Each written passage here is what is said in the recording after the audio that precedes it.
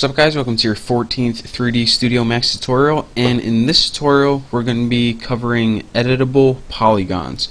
Now this is probably what you're going to use when you're making the rest of your animations from now on, actually, like character models or cars or anything actually. So let's go ahead and get right into it.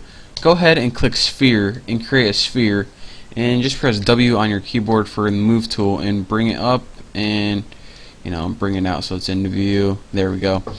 So now that we created a sphere, what we would usually do according to our last tutorials is right click it and create editable spline. But what we want to do is right click this, press convert to, and convert to editable poly. Now I can't show you this or else my screen recorder will mess up it again. I'm going to right click it, convert to editable poly. So you do that and I'll see you in a second. Alright guys, I just selected this, converted it to editable poly, and it brought up our modify tab and it shows that this is indeed an editable poly. So there are two different ways that we can alter this, and that is with our modifiers, and those are things we learned before, that does weird transformations through this, or we can work with each of the individual sub-objects. So if we go ahead and expand this menu right here, we can see them all. The vertex is all the points that make up the object. The edges, let me see, I could probably scroll in this one a little better. The edges are these lines. The edges are what connect the vertexes. You don't want to work with border usually unless you're doing something real specific. The poly is each one of these shapes, or each face of it pretty much.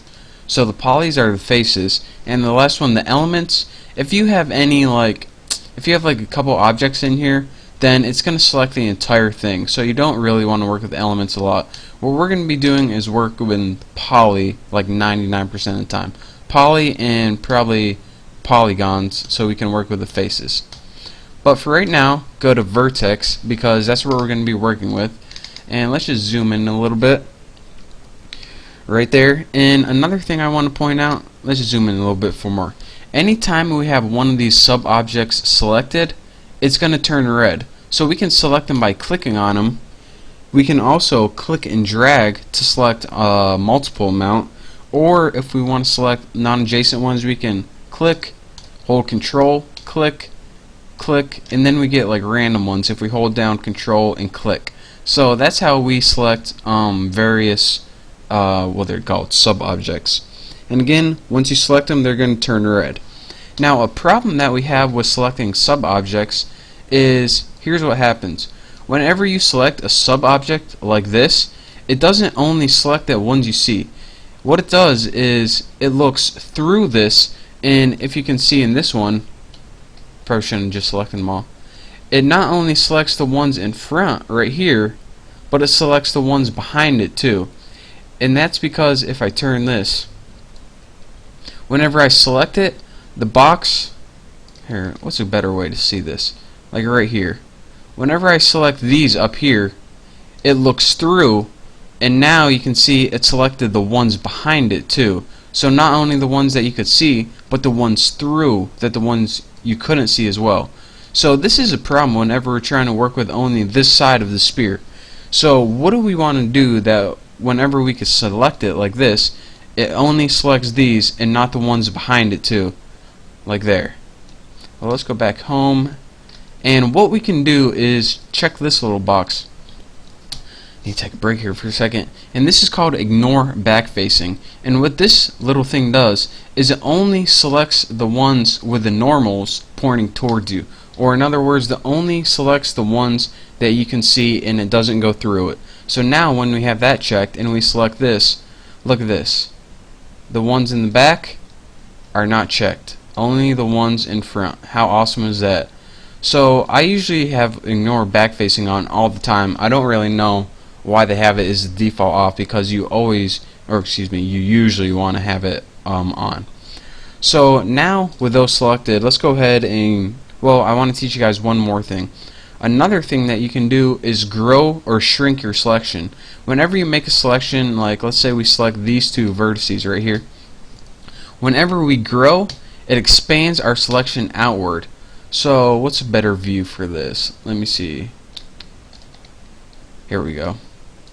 As you can see, I have 2 selected now. Then when I grow that, it has all of these selected. Then when I press grow again, it has a huge range selected right here. So I can do the opposite of that by shrinking, shrinking, shrinking, shrinking until nothing's left. So that's another way to alter your selection. But for now, let's go ahead and do something with this. I'm going to select these 2 right here, and make sure you have ignore back facing off. Press W to get your move tool and go ahead and pull them out. So now we have this little thing popping out of our sphere right there. So now let's go down here and select, let's go ahead and select something like that one. Hold down Control, and you probably just want to work with your select object. This one, this one, this one, and this one, and this one. Now go ahead and press W again, and let's go ahead and take those and Y and move them back, like right there. So let me see how it looks. So now we got something that looks like a nose, kind of, and a mouth. And again, I'm just teaching you how to use them. I'm not making a real good animation, but I guess the only thing we need now is eyes. This pretty much looks like a jack-o'-lantern, but hey, whatever. So now in order to get eyes, here's what I'm going to do. Go back and get out of your modify panel and go to the create panel, and let's go ahead and create 2 spheres. So in your standard primitives, go ahead and create a sphere right there. That looks good. Now let's go ahead and move that up, and if we zoom out a little bit, we can move it over, up, and over, and just back a little bit to set it in his head. Gotta position this just right, don't want to mess it up. Right there. Actually, we probably should move it over a little bit. He ain't no Cyclops. So then after that, go ahead with this selected, hold down Shift on your keyboard, and we can move it over to this side right here and move it back just like that. So what Shift does is create a copy of it, which you should know from the other tutorials. So now we have this little dude with a nose that we extruded using the vertices, and also the mouth, which we selected all the vertices and pushed them back. So that is your real quick tutorial on how to make a jack-o'-lantern type.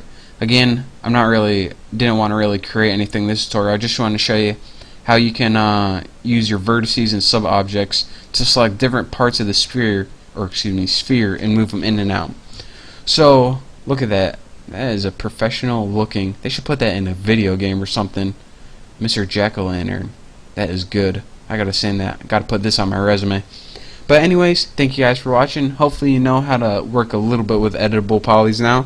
In the next tutorial, we're going to be learning how to work with them in an advanced kind of way.